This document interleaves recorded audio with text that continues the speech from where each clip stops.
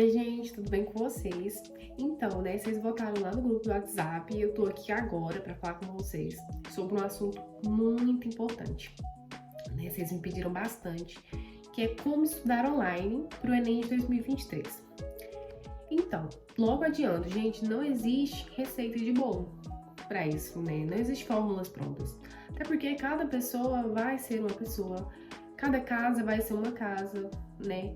Cada indivíduo é singular, né? Tem tempo disponível, tem tempo disponível A, tempo disponível B, tá no ensino médio, não tá no ensino médio, trabalha, não trabalha, só estuda. Então, não existem receitas prontas. Mas vamos lá. A primeira pergunta que você tem que se responder é: eu tenho condições de assinar o cursinho online agora? Se você tem, não perca tempo, né? Porque às vezes a gente sai a nota e você pensa, se eu passar, se o milagre acontecer. Gente, você tem noções claras se sua nota dá ou se não dá, né? Então já assina, já começa a estudar logo no começo. Por que eu digo isso? Porque os cursos online, no começo do ano, eles lançam os cursos extensivos, que são os cursos maiores, que pegam desde o começo do ano até o Enem, né? São mais completos de conteúdo, de exercícios, de tudo.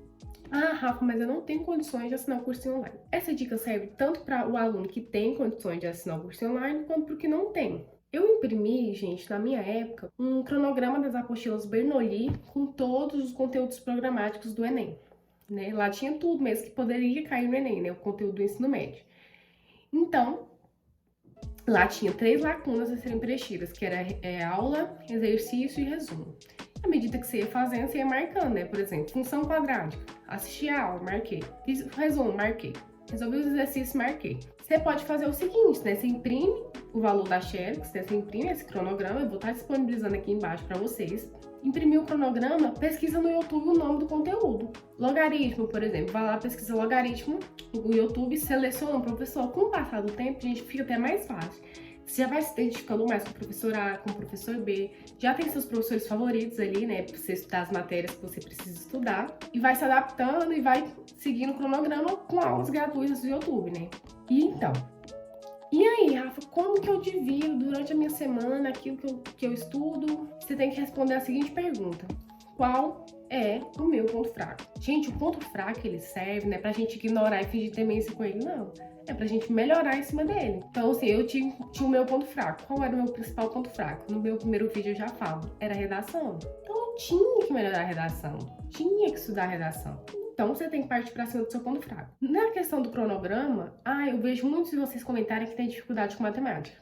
Então, você vai ter que inserir matemática dia sim, dia não no seu cronograma. Porque você precisa aprender isso. Não é porque é seu ponto fraco que você tem que ignorar e focar só naquilo que você gosta. Tem estudante que é assim, né? Só estuda o que gosta. Só que no Enem não vai cair só aquilo que a gente gosta, então você tem que focar no seu ponto fraco e dar uma atenção maior para ele. Principalmente se ele for matemática e redação, né? Porque são áreas que alavancam a sua nota. Gente, eu falo isso com tranquilidade. No TRI, redação, matemática são disciplinas que alavancam muito a sua nota. Redação por si só vale 1000 pontos. 1000 pontos, gente, nenhuma área do conhecimento vale 1000 pontos. Redação vale 1000. Matemática, se você acerta 30 questões, você tem uma nota lá em cima, 700 e tanto, 800 pontos. Você não consegue isso com códigos linguagens, por exemplo. E eu não estou desfazendo de códigos linguagens, você precisa estudar isso também. Só que a gente tem que ter em mente, 30 A6 em linguagem e 30 A6 em matemática são notas totalmente diferentes. Né? Então você tem que focar naquilo, gastar sua energia naquilo que realmente vai impulsionar a sua nota para cima. E o que eu fiz? Eu estudava matemática dia sim, dia não. Vamos lá, pro meu cronograma é propriamente dito. Gente, eu fazia da seguinte maneira. Eu ia pra biblioteca do cursinho estudar. Então, né, Rafa, eu não assinei o cursinho, não gostei, não queria. Só que a biblioteca era de graça. E eu ia pra biblioteca, ficava no ar-condicionado e tal. Tinha internet também. Ficava na biblioteca do cursinho. Quando eu usava a prova total, toda semana, eles colocavam conteúdo programático pra eu estudar, né? Então, 3 conteúdos de biologia, por exemplo, X conteúdos de matemática. Só que na época só tinha matemática e ciência da natureza. Os outros conteúdos eu estudava pelo próprio YouTube, igual eu falei pra vocês, que não tem condições de ensinar o cursinho online. E às vezes pelo estúdio, que ficou de graça no tempo de pandemia, né? Mas era mais sozinho mesmo, não tinha esse conteúdo programado para eu estudar igual tinha numa prova total, no Biologia Total. E aí eu estudava 2 matérias pela manhã, 2 matérias pela tarde, e à noite eu tentava estudar uma matéria. Só que geralmente eu não conseguia estudar à noite, né? Porque era lucro pra mim. Então eu passava a manhã no cursinho, eu só ficava na biblioteca de manhã. Fazia esse compromisso, né? Meu pai me levava, então eu tinha compromisso. Meu pai vai me levar, eu tenho um compromisso com alguém, eu preciso acordar cedo, não vou ficar do lado da minha cama. E isso é o que eu recomendo, gente. Se você tem oportunidade de ir pra um lugar, uma biblioteca pública, de uma escola, um IF, uma universidade, perto de você, faça isso. Faça o teste, pelo menos. Pra você ver se você consegue se adaptar, né? O ambiente vai ser outro ambiente, vai ter um ar-condicionado, vai ter internet, pessoas estudando, silêncio. Então você vai se sentir mais pressionado a estudar realmente, né? Peraí, você saiu da sua casa, né? Tá ali, então vamos estudar. É o que tem pra fazer. Então eu estudava 2 matérias pela manhã, das 8 às 10 eu estudava uma matéria, e das 10h30 ao meio-dia eu estudava outra matéria. Por que eu separei 2 horas? No começo, gente, eu separava 1 hora, 1h30. Só que não tava dando tempo de eu resolver os exercícios. E eu gostei, né? Foi algo que funcionou pra mim. Eu assistia a aula, logo depois eu já fazia o exercício daquela questão, que é pra eu fixar mesmo, pra não dar brecha, né? Porque eu sabia, conhecendo meu perfil, que se eu deixasse pra depois, eu ia ficar com preguiça, eu ia acabar esquecendo e ia procrastinar ali com os exercícios. Então eu gostava de assistir o exercício assistir a aula e já fazer o exercício depois. E era assim que eu me organizava. O dia que eu estudava física, eu não estudava matemática, porque eu odiava estudar 2 matérias exatas no mesmo dia. Era algo que doía até minha cabeça. Amava estudar biologia, estudar química e tal, história, mas tipo, matemática, gente, eu ficava, tenho que estudar isso, tinha que estudar isso. Isso ia me aprovar, né? Isso ia ser importante no meu processo de aprovação. Então eu ia lá e fazia. Mas isso, gente, de estudar 2 horas cada matéria, era eu, Rafa, que só vivia em função de estudar. Sei que muitos de vocês não são assim. Então o que eu sugiro? Se você é um aluno que, assim como eu, só vive em função de estudar, tenta isso. Acorda, começa a estudar às 8, vai até meio-dia, faz esse intervalo aí pra você lanchar, pra você comer, pra você viver, né? À tarde você volta 2 horas, vai até às 6h30, tendo um intervalo entre essas 2 matérias também. Mas faz isso, gente, assiste a aula, faz o seu resumo, né, a anotação da aula, que todo mundo faz, resolve o exercício. Assiste a aula, faz o exercício, relê o resumo, pula pro próximo conteúdo. E vai se organizando assim, que vocês vão ver que fica muito mais prático de vocês memorizarem, né, e vocês conseguirem realmente absorver ali aquele conteúdo. Então é isso, gente. Mas vocês têm que parar pra pensar, cada pessoa é uma pessoa. Se você só tem a tarde para estudar, divida a sua tarde de maneira que você consiga estudar bem, com qualidade, 2 matérias. 2 matérias. Se você conseguir, gente, garanto, porque às vezes a gente quer abraçar o mundo e a gente não consegue, né? Eu já fui dessas. Só assistia aula igual uma louca, não fazia exercício, não fazia nada, e pra mim tava ótimo, né? Eu tava aprendendo e eu ia lembrar do Enem, na base do milagre. Só que isso não acontece. Então, eu só tenho a tarde pra estudar, como que eu vou passar? Calma, você tá no 3º ano do ensino médio? Calma. Usa a sua tarde para estudar bem 2 matérias. Ainda mais se for dessas que alavanca a sua nota, sabe? Tipo matemática, ciência da natureza, redação. Não tem problema. Realmente não tem problema. Se você quiser aderir, né, ali a um plano de algum cursinho que seja um pouco mais curto devido ao seu tempo, também não tem problema. Não tem problema. Se organiza ali, estuda as matérias que serão propostas nesse cursinho. E chegar no Enem, você já vai estar muito à frente de muitos alunos. As matérias normais eu fazia assim. Mas em redação, como que eu fazia para estudar redação? Então, toda terça-feira era o dia que eu tinha de mandar minhas redações para o cursinho, né? Para os corretores corrigirem, para a específica de redação. E todo sábado tinha redações cronometradas. Então eu fazia 2 redações por semana, gente, e eu era pontual, viu? Não sei se foi porque eu peguei tanta raiva de redação que eu falei assim, ou ela acaba comigo ou eu acabo com ela. E vai ser assim. Então, passei mais de 1 ano, quase 1 ano, nisso, né? Porque prorrogou o Enem e tudo. Tendo isso de fazer 2 redações por semana, 2 redações por semana, fazia a cronometrada. E eu recomendo demais, gente. Façam redações cronometradas. Rafa, mas eu tenho muita dificuldade. Eu também tinha dificuldade. Mas, gente, sério, façam. Redação cronometrada vai ajudar vocês com o melhor tempo de escrita, né? a vocês realmente saberem como que vocês estariam preparados para o Enem se fosse aquele tema A ou aquele tema B. Redação cronometrada é sem consulta, gente. Então é como se você estivesse ali na prova simulando mesmo. Você vai desenvolvendo habilidade de escrita. Eu fiz tanta redação cronometrada, gente, que quando chegou na prova, eu juro por Deus, eu juro pra vocês, eu fiz a minha redação em uns 35, 40 minutos. Foi, tipo, muito rápido. E eu fiz rascunho também. Foi, tipo, muito rápido.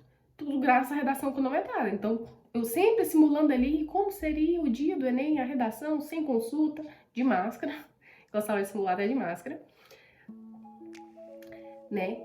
Então, é isso. Façam redações cronometradas. Não tô falando pra vocês fazerem 2, 3, 5, 10 redações por semana. Não. Igual eu falei, cada aluno é um aluno. Faça aquilo que seu tempo der. 2 redações, gente, é excelente. Excelente. Não precisaria de mais do que isso.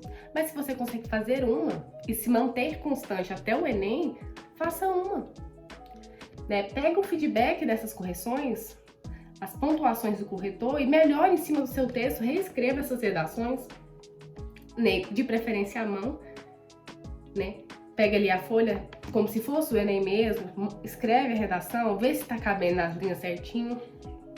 E no final não tem como dar errado. Fazendo a redação cronometrada, vai estar se preparando, vai estar conhecendo ali o seu ritmo de prova. Isso é muito importante. Além, gente, de ir para a biblioteca, assistir aulas e tal, eu ia para a biblioteca sexta pela manhã para fazer.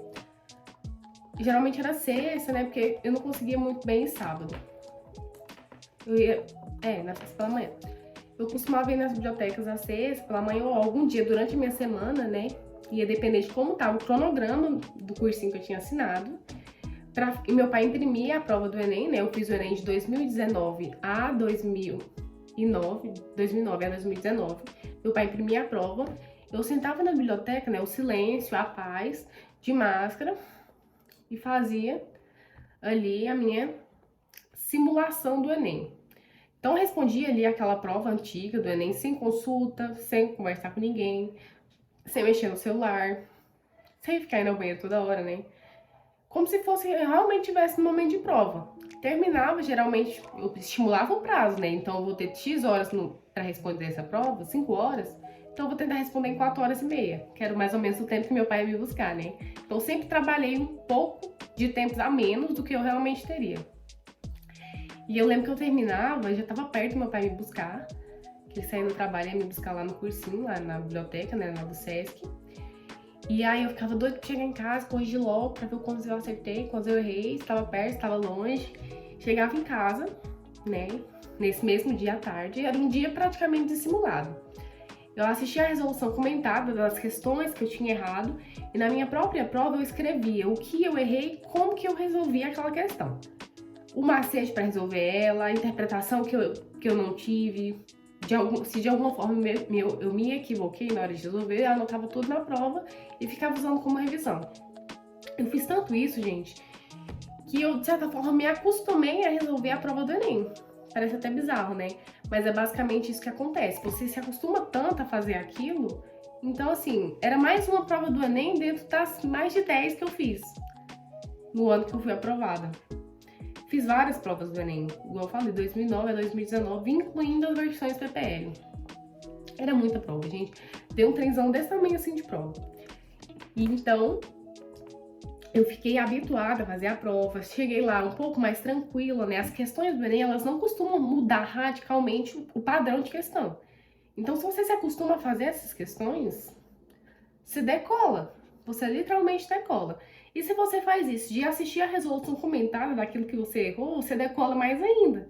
Porque tem muita questão do Enem, gente, que você não precisa saber a teoria completinha ali para você resolver. Tem muito professor na internet que passa muitos macetes interessantíssimos, excelentes, que são capazes de você aumentar ali seu número de acertos sem necessariamente ter visto aquele conteúdo tão aprofundado, né? Então é basicamente isso. Espero que vocês tenham gostado do vídeo. Lembrem-se daquilo que eu falei, né? Não existe fórmula pronta. E o melhor cronograma, gente, é o que você consegue cumprir. Não adianta eu passar aqui um cronograma de 15 horas de estudo para vocês, se vocês não vão conseguir cumprir. Se o horário de vocês não vai permitir que vocês possam né, cumpram ali aquilo que vocês combinaram. Então, à medida que vocês vão estudando, vocês vão se conhecendo também. E é isso, espero que vocês tenham gostado do vídeo.